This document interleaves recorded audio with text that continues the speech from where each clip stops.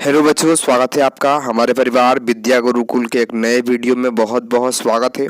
तो जिन बच्चों का आरपीएफ का एग्ज़ाम होने वाला है उनके लिए कुछ महत्वपूर्ण ऑब्जेक्टिव प्रश्न को लेकर आ चुके हैं। तो सभी लोग इस ऑब्जेक्टिव प्रश्न को जल्दी से देखेंगे मेरे प्यारे भाई। इसीलिए सभी लोग इस वीडियो को जल्दी से अपने दोस्तों में शेयर कर देंगे ताकि आपके भी सभी दोस्त देख पाएँ इस वीडियो को बहुत ही अच्छे तरीके से। तो सभी लोग इस लाइव क्लास में सभी अपने दोस्तों को जोड़ देंगे जल्दी से। और आइए हम लोग जल्दी से बढ़ते हैं, अपने जल्दी से क्वेश्चन को देखते हैं।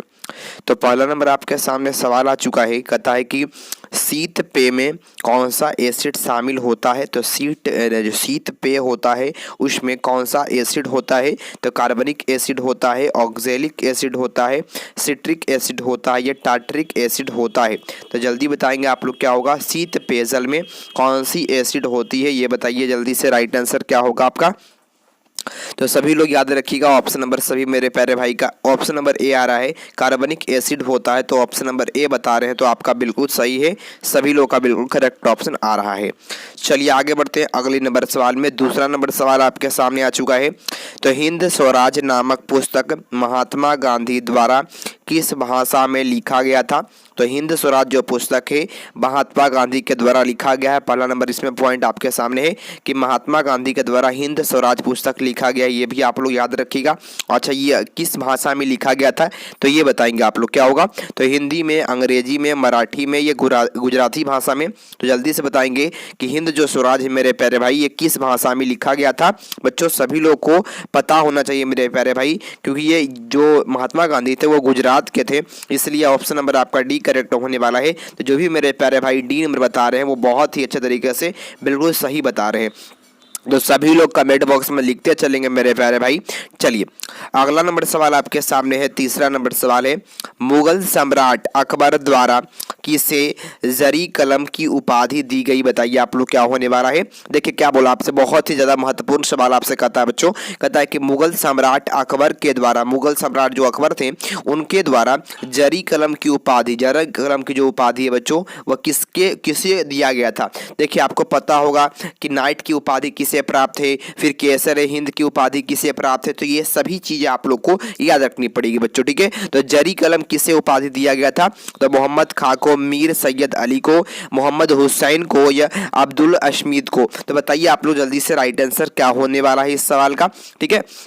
जो सभी लोग याद रखिएगा ऑप्शन नंबर आपका सी करेक्ट होने वाला है, मोहम्मद हुसैन को दिया गया था। सी नंबर आपका जवाब सही हो जाएगा। तो 3 नंबर सवाल का ऑप्शन नंबर सी आपका करेक्ट होने वाला है। जो भी बच्चे ऑप्शन नंबर सी बता रहे हैं वो बिल्कुल सही बता रहे हैं। चलिए अगला नंबर सवाल आपसे आता है कि 4 नंबर सवाल कहता है कि हुमायूं का मकबरा कहाँ स्थित है ये बताएंगे। लाइव चैट में सभी लोग लिखते रहेंगे, सभी लोग लाइव चैट में लिखते रहेंगे और सभी लोग वीडियो को लाइक कर देंगे। सभी लोग वीडियो को लाइक कर दीजिएगा, सभी लोग चैनल को सब्सक्राइब कर लीजिएगा ताकि इसी प्रकार से महत्वपूर्ण प्रश्न आपको कराते रहेंगे, ठीक है। देखिए हुमायूं का मकबरा कहाँ स्थित है, बहुत ही ज्यादा महत्वपूर्ण सवाल है बच्चों। ये जो हुमायूं है वो दूसरा शासक था, याद रखिएगा आप लोग, मुगल वंश का दूसरा शासक था। ये भी आप लोग दूसरे नंबर का राजा था।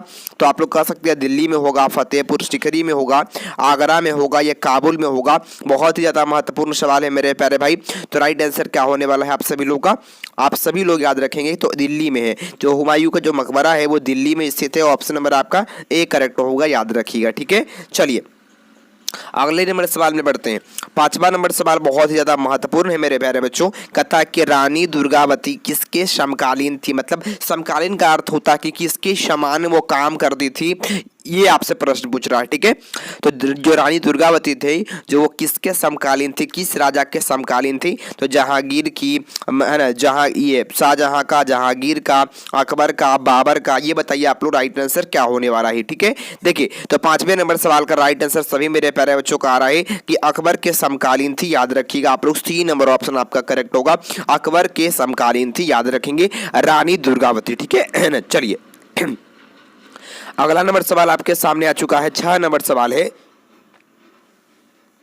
देखिए, तो आपके सामने अगला सवाल आ चुका है कि मानव शरीर में पाए जाने वाली दूसरी सबसे बड़ी ग्रंथि कौन सी होगी। छठा नंबर सवाल बहुत ही ज्यादा महत्वपूर्ण सवाल है। जितने भी प्रश्न लाए हैं अभी, जितने भी प्रश्न आपको कराए जाएंगे वो सभी महत्वपूर्ण प्रश्न होंगे। आलतू फालतू कोई भी प्रश्न नहीं आपको कराया जाएगा बच्चों, ठीक है। देखिए, तो क्या बोला आपका कि मानव शरीर में पाई जाने वाली दूसरी सबसे बड़ी ग्रंथि, सबसे पहली सबसे बड़ी ग्रंथि क्या होगा आपका, तो लीवर होगा, जिसको यकृत कहते हैं। यकृत जिसको कहते हैं ना, याद रखिएगा आप लोग। अब कहता कि यकृत होगा, अग्नाशय होगा, या अधिवृषण होगा, या पीयूष होगा। बच्चों देखिए, आपको पता चल गया ना कि यकृत फर्स्ट नंबर पर आता है, इसके लिए इसमें ये नहीं होगा बच्चों, ये तो नहीं हो सकता, कतई नहीं होगा, ठीक है।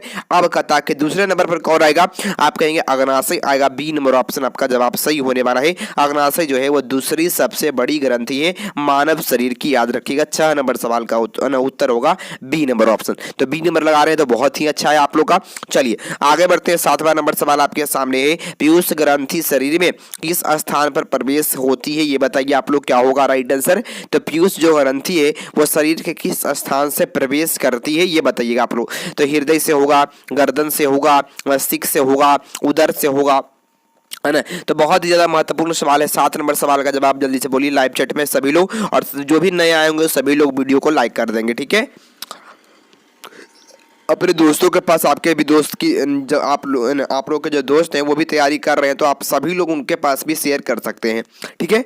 तो राइट आंसर क्या होने वाला 7वें नंबर सवाल का आपका, आप सभी लोग कहेंगे कि मस्तिष्क से होता है, याद रखिएगा। सी नंबर ऑप्शन है। पीयूष ग्रंथि में किसी स्थान पर स्थिति जो होती है बच्चों, किसके द्वारा होती है, तो मस्तिष्क के द्वारा होती है। सी नंबर ऑप्शन करेक्ट होने वाला है। चलो आगे बढ़ते हैं। अगला नंबर सवाल बहुत ज्यादा महत्वपूर्ण है कि अक्टू ग्रंथि कहाँ स्थित होती है, ये बताइए आप लोग क्या होगा। अक्टू ग्रंथि कहाँ स्थित होती है ना।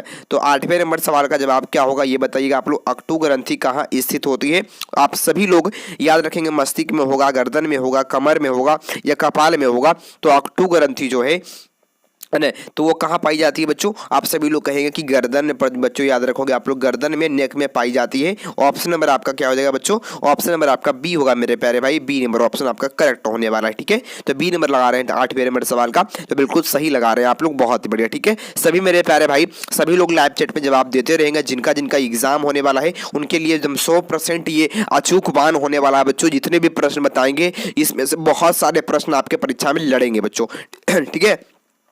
चलिए 9 नंबर सवाल आपके सामने है, इनमें से किस हार्मोन को आपातकालीन हार्मोन कहा जाता है। बहुत ही ज्यादा महत्वपूर्ण सवाल है। यहाँ पर इस वाक्य को ध्यान दीजिएगा आप लोग, इस शब्द को ध्यान दीजिएगा। कहता है आपातकालीन हार्मोन किसको कहते हैं। यही से आपसे प्रश्न पूछा जा सकता है कि किसको हम लोग आपातकालीन हार्मोन कहता है, ठीक है। तो आप लोग क्या बताइएगा, एड्रेनालिन हो जाएगा, थायरोक्सिन हो जाएगा, इंसुलिन हो जाएगा, ये बेसोप्रेसिन होगा। तो बताइए आप लोग क्या होगा राइट आंसर, है ना।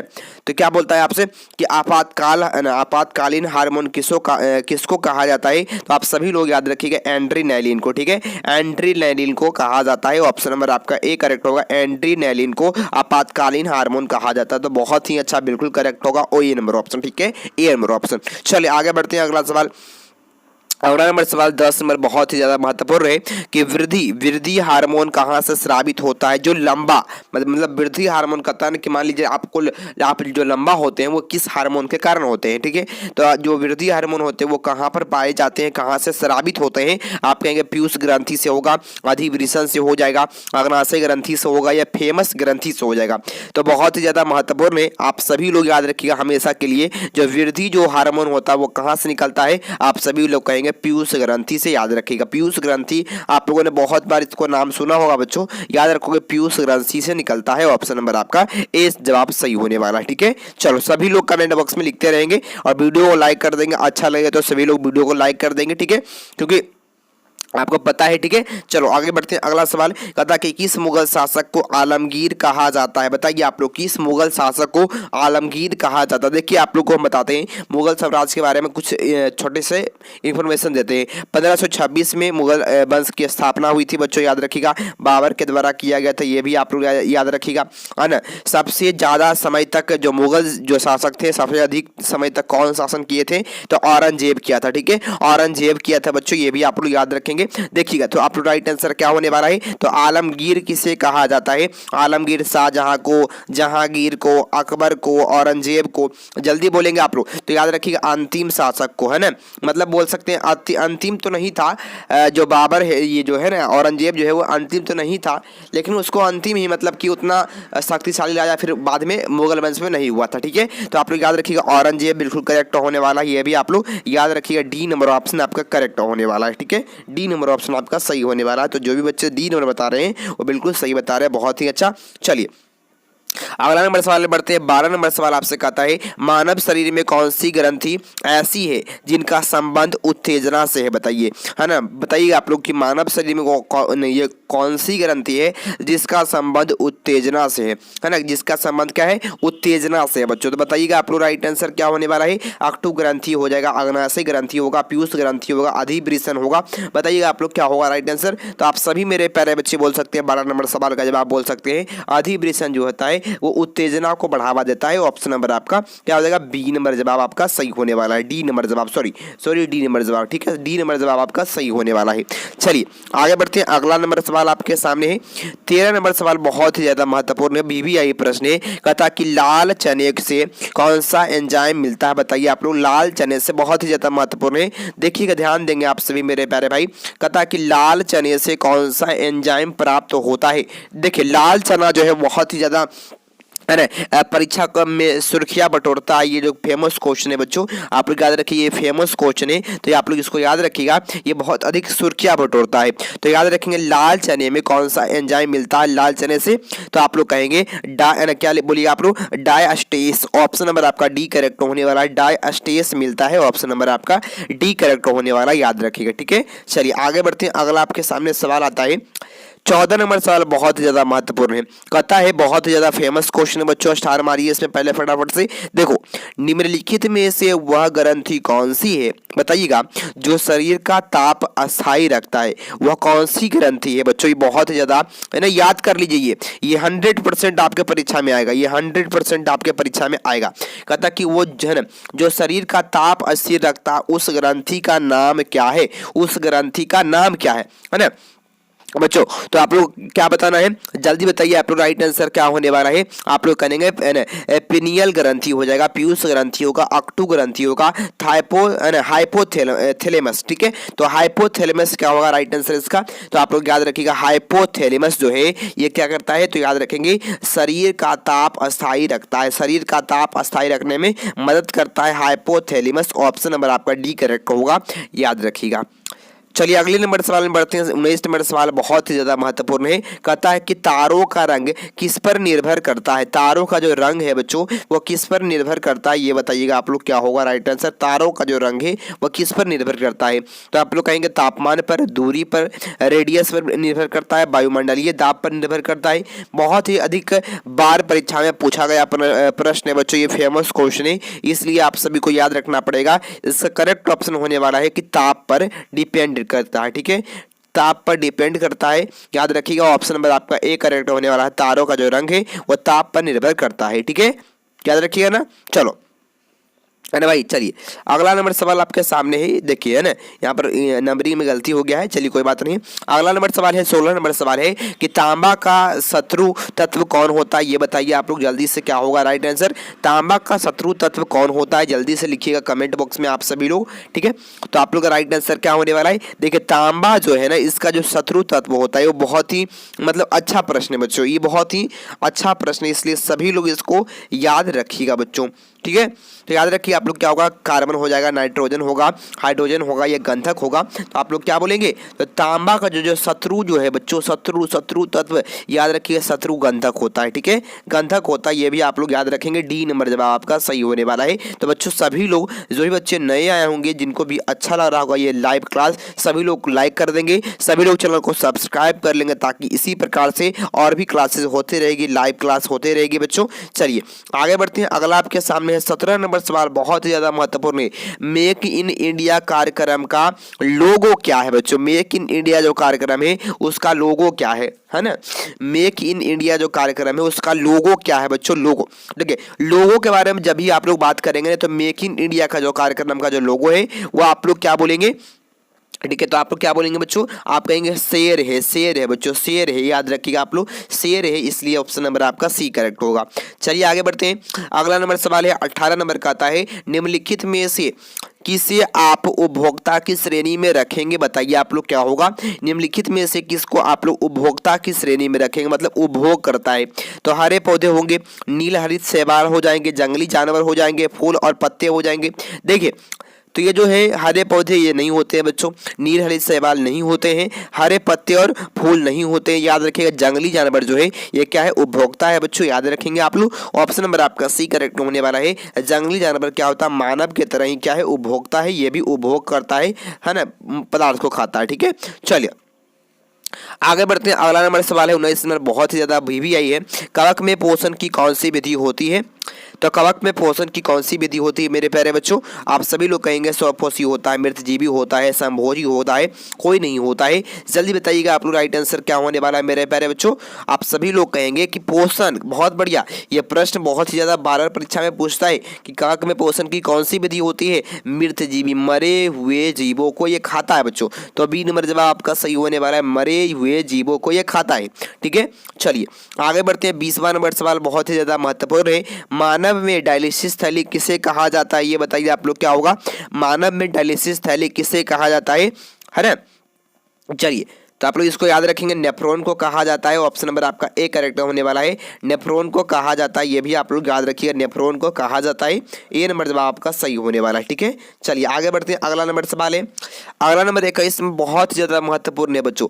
विद्युत हीटर में तार की जो कुंडली है किस तत्व की बनी होती है। बहुत सारे बच्चे इसमें बहुत बार फंसते हैं, बहुत बार इस प्रश्न में फंसते हैं सभी लोग, तो इसलिए आपको नहीं फंसना है, क्योंकि आप लोग विद्या गुरुकुल के मेरे प्यारे भाई हैं। ठीक है, तो याद रखिएगा मेरे प्यारे बच्चों, आप कहेंगे टंगस्टन का बना होता है, तांबा का बना हुआ होता है, आप कहेंगे नाइक्रोम का बना हुआ होता है, एल्युमिनियम का बना होता है। तो आप सभी लोग का याद रखिएगा मेरे प्यारे बच्चों, बिल्कुल आपका करेक्ट ऑप्शन क्या होने वाला है, आप कहेंगे नाइक्रोम का बना हुआ होता है। टंगस्टन जो होता है बच्चों, है ना, जो कुंडली के जो तार होता है वो क्या होता है, नाइक्रोम का बना हुआ होता है। सी नंबर जवाब आपका सही होगा, याद रखिएगा। ठीक है, चलो आगे बढ़ते हैं। अगला नंबर सवाल है 22 नंबर, कहता है कि जो नेत्र निकट स्थित वस्तु को साफ नहीं देख सकता है उस नेत्र में होता है।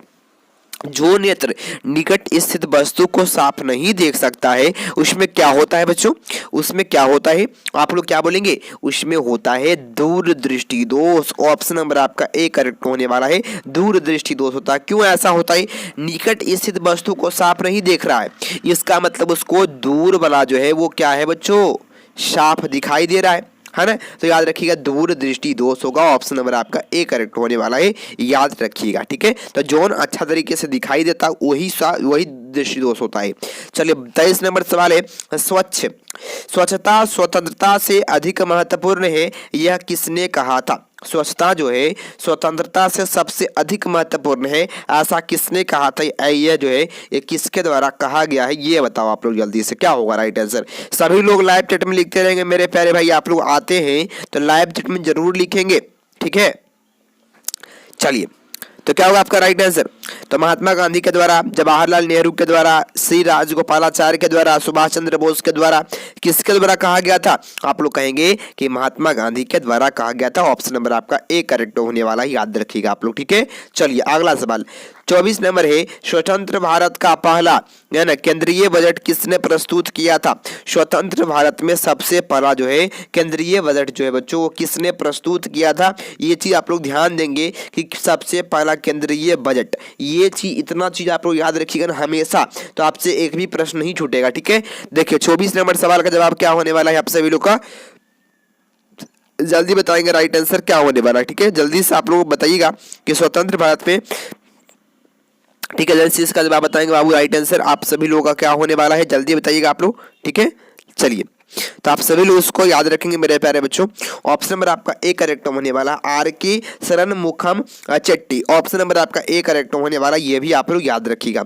चलिए आगे अगला नंबर सवाल आपके सामने 25 नंबर, बहुत ही ज्यादा भी आई है, विक्टोरिया मेमोरियल कहाँ स्थित है ये बताइए आप लोग।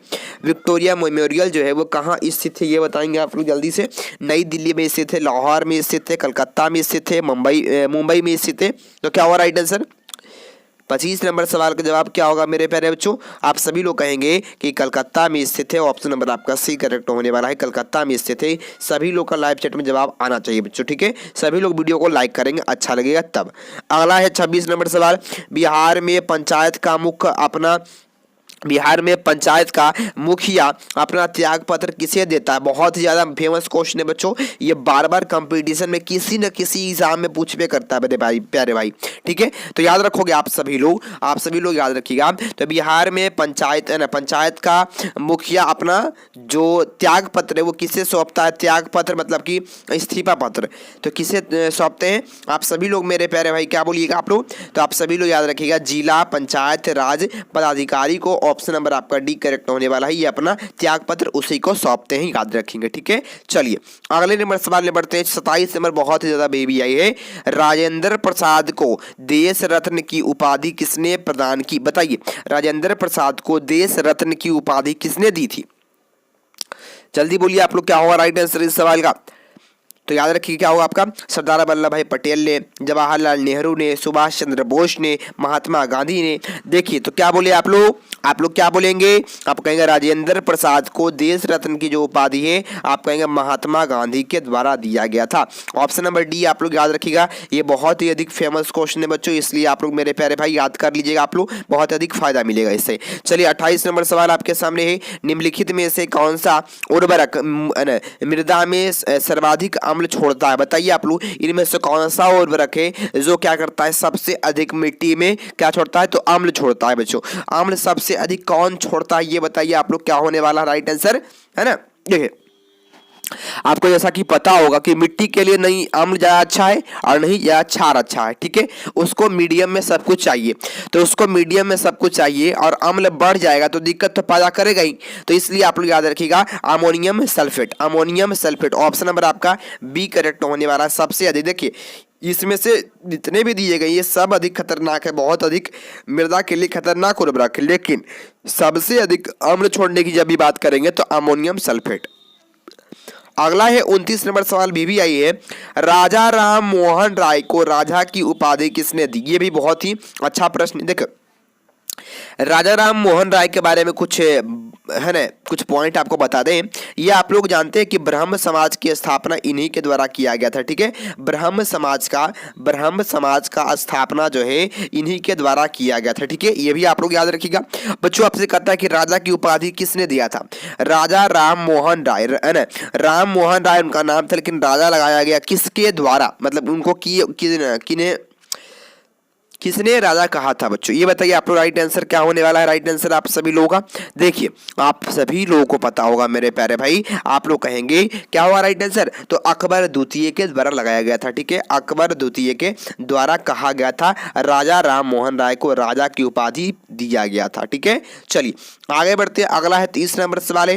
भारत में अंग्रेजी शिक्षा का जन्मदाता किसे कहा जाता है? ये फेमस क्वेश्चन नहीं आया आपके परीक्षा में तो फिर बोलिएगा, जो आप लोग बोलिएगा वो सुनेंगे हम, ठीक है बच्चों। ये बहुत ही ज्यादा फेमस क्वेश्चन है, इसलिए आप सभी लोग इसको याद रखना पड़ेगा आप सभी लोग को, ठीक है। देखिए भारत में अंग्रेजी शिक्षा का जन्मदाता किसे कहा जाता है आप लोग का? आप सभी लोग मेरे प्यारे भाई बोलेंगे कि जो मैकॉले है, मैकॉले जो है, ये भी आप लोग याद रखेंगे। मैकॉले जो है यही क्या है? अंग्रेजी शिक्षा का जन्मदाता है बच्चों। मैकॉले आप लोग कैसे याद रखेंगे? तो सबसे अच्छा पढ़ने में लगता है हम लोग को मैथ, तो मैथ से मैकेलो हो गया, ठीक है, मैकाले हो जाएगा, ठीक है। चलिए अगला सवाल 31 नंबर सवाल आपके सामने है। सबसे अधिक उपजाऊ मिट्टी कौन सी है? बताइए आप लोग क्या होगा राइट आंसर? सबसे अधिक उपजाऊ मिट्टी कौन सी है बताइए आप लोग जल्दी से। तो सबसे अधिक जो होता है ना, सबसे अधिक जो बहुत ही बेहतर मिट्टी होती है, आप लोग कहेंगे काली मिट्टी होती है, लाल मिट्टी होती है, लेटराइट मिट्टी होती है, जलोढ़ मिट्टी होती है। क्या होगा राइट आंसर आप सभी लोग का? ठीक है, तो आप लोग इसको याद रखेंगे मेरे प्यारे भाई, आप लोग इसको याद रखिएगा। बिल्कुल करेक्ट ऑप्शन आपका होने वाला है, ऑप्शन नंबर डी होगा जलोढ़ मिट्टी बच्चों। जलोढ़ मिट्टी जो है सबसे अधिक, बहुत ही अधिक उपजाऊ मिट्टी है, याद रखिएगा आप लोग, ठीक है। चलिए अगला सवाल अगला नंबर आपके सामने सवाल आता है मेरे प्यारे बच्चों, ध्यान देंगे आप सभी लोग। कहता है कि यूरोप महाद्वीप की सबसे लंबी नदी कौन सी है? यूरोप की सबसे लंबी नदी, ये बताइए आप लोग क्या होगा? यूरोप की सबसे लंबी नदी। अब बहुत ही फेमस क्वेश्चन है बच्चों, इसलिए आप लोग इसको याद रखिएगा मेरे प्यारे भाई। लीजिए स्टार तो सबसे पहले लगाएंगे हम लोग इस प्रश्न में, तो याद रखिएगा इसका राइट आंसर क्या होने वाला है। तो यूरोप की सबसे लंबी नदी जो है वो क्या बोलिए आप लोग? तो वोल्गा नदी है, वोल्गा नदी, ठीक है, वोल्गा वोल्गा। ऑप्शन नंबर आपका ए करेक्ट होने वाला है, वोल्गा नदी याद रखेंगे, ठीक है। चलो अगला नंबर सवाल 33 नंबर, बहुत ही ज्यादा हेवी आई है। दिव्य जीवन संघ के संस्थापक कौन थे? दिव्य जीवन संघ के संस्थापक कौन थे, ये बताइएगा आप लोग क्या होगा? बहुत ही ज्यादा महत्वपूर्ण है और इसका जवाब आप लोग कमेंट बॉक्स में दीजिएगा बच्चों। राजा राम मोहन राय के द्वारा, दयानंद सरस्वती के द्वारा, स्वामी है ना शिवानंद सरस्वती के द्वारा, इनमें से कोई नहीं। तो बहुत ही अधिक महत्वपूर्ण प्रश्न है बच्चों। देखिए स्वामी दयानंद सरस्वती ये आप लोग के कौन थे? आर्य समाज के संस्थापक हैं, आर्य समाज के संस्थापक हैं। आपको ये भी बता दें कि ये जो है राजा राम मोहन राय वो ब्रह्म समाज के, ब्रह्म है ना, ब्रह्म समाज के संस्थापक है, ये भी आप लोग याद रखेंगे। लेकिन ब्रह्मो समाज के, लेकिन आप लोग का ये जो है ना, ये जो दिव्य जीवन संघ के जो संस्थापक थे ये आपके थे स्वामी शिवानंद सरस्वती। ऑप्शन नंबर आपका सी होगा, ठीक है। चलिए आगे बढ़ते हैं, अगला सवाल अगला है 34 नंबर। भारत में अंग्रेजों ने बोडीवास के युद्ध में किसे हराया था? बताइए आप लोग क्या होगा? बोडीवास के युद्ध में अंग्रेजों ने किसे हराया था, ये बताइए आप लोग जल्दी से क्या होगा राइट आंसर, ठीक है। देखिए बच्चों, तो बोडीवास का युद्ध में किसे हराया था अंग्रेजों ने? अंग्रेजों ने फ्रांसीसी को हराया था, फ्रांसीसियों को हराया था बच्चों। ऑप्शन नंबर आपका सी करेक्ट होने वाला है। ये भी स्टार लाइक क्वेश्चन, इसलिए आप लोग इसको याद कर लेंगे, ठीक है। चलिए अगला नंबर सवाल आपके सामने 35 नंबर है। स्टोरेज बैटरी में किस तत्व का उपयोग होता है? तो स्टोरेज बैटरी में किस तत्व का प्रयोग किया जाता है, ये बताइएगा आप लोग। राइट आंसर क्या होने वाला है आप लोग का, है ना। चलिए जल्दी बोलेंगे मेरे प्यारे बच्चों, क्या हुआ राइट आंसर? आप कहेंगे शीशा का, एल्युमिनियम का, तांबा का, जस्ता का, ठीक है। तो स्टोरेज बैटरी में ये चीज आप लोग पॉइंट याद रखिएगा, तो शीशा होता है इसमें। स्टोरेज बैटरी में शीशा का प्रयोग किया जाता है, ये भी आप लोग याद रखिएगा।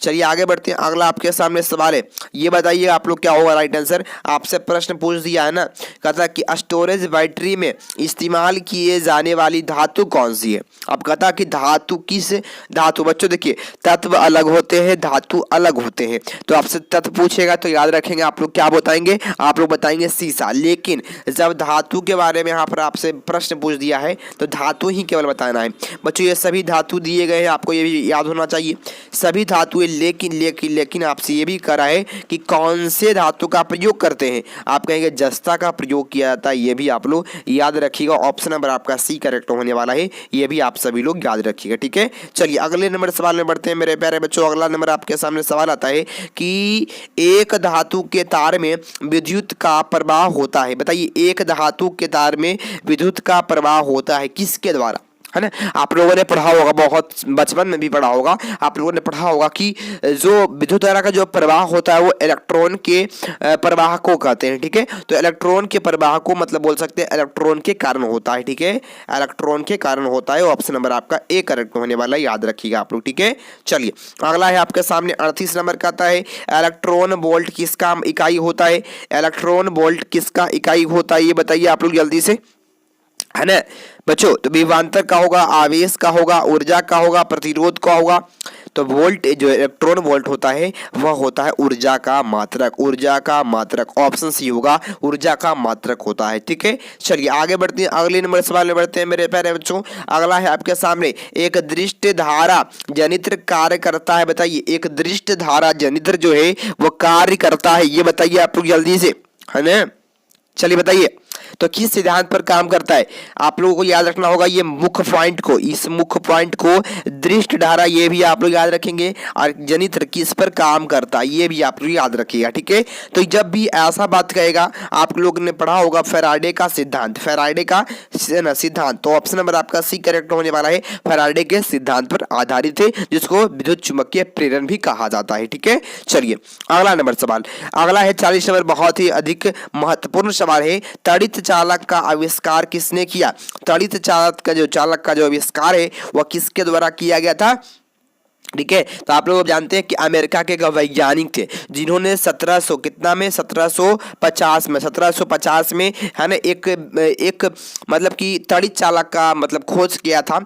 इससे यह उनको पता चला कि जो आवेश होते हैं वो दो प्रकार के होते हैं। आवेश जो होते हैं वो दो प्रकार के होते हैं। आवेश जो है वह दो प्रकार के होते हैं, दो प्रकार के होते हैं। पहला आपका हो गया तो धन आवेश, इसको पॉजिटिव कहते हैं, और दूसरा आपका हो गया निगेटिव, माइनस को कहते हैं। ठीक है, तो यही दोनों का खोज किसने किया था? तो आप लोग याद रखिएगा वो क्या थे? अमेरिकी वैज्ञानिक, उनका नाम था बेंजामिन फ्रैंकलिन। बेंजामिन फ्रैंकलिन याद रखिएगा, सी नंबर ऑप्शन। ठीक है बच्चों, तो बहुत बहुत धन्यवाद। आज के वीडियो में इतना तक ही रहने देते हैं, फिर हम लोग मिलते हैं अगले वीडियो में। बहुत बहुत धन्यवाद। थैंक यू मेरे प्यारे बच्चों, सभी का बहुत बहुत धन्यवाद। सभी लोग इसी प्रकार से जुड़ते रहिए। थैंक यू मेरे प्यारे भाई, और सभी लोग अगली क्लास में सभी लोग जरूर जुड़ेंगे। बहुत बहुत धन्यवाद। जो भी नए आए होंगे सभी लोग वीडियो को लाइक कर देंगे, सभी लोग चैनल को सब्सक्राइब कर दीजिएगा, और अगले क्लास का इंतजार करेंगे। आपको हम शेड्यूल लगा देंगे अपकमिंग में, आप लोग जाकर वहाँ पर देख सकते हैं बच्चों। ठीक है, बहुत बहुत धन्यवाद। और सभी लोग इस वीडियो को शेयर कर देंगे ताकि आप लोग भी, आपके जो दोस्त हैं, इस लाइव क्लास को अटेंड कर पाए। बहुत बहुत धन्यवाद। थैंक यू बच्चों।